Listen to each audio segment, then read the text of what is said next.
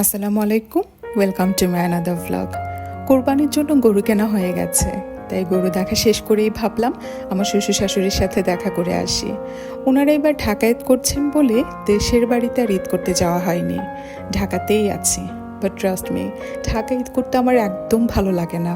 আপনাদেরও কেমন হয় অবশ্যই জানাবেন। আসার সময় কিনে নিয়ে আসলাম এই ফ্রেশ রজনীগন্ধাগুলো। ফুলগুলো এত সুন্দর ছিল, হাতে পেয়ে মনটা ভালো হয়ে গেছে। চাঁদ রাতের আরেকটা মোস্ট ইম্পর্টেন্ট কাজ হচ্ছে হাতে মেহেদি দেয়া।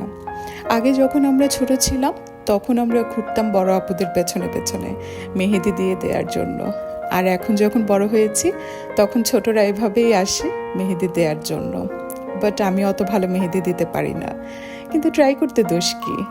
মেহেদি দেওয়া শেষ করে বাসার কাজ শেষ করে আসলাম ঘুমানোর জন্য।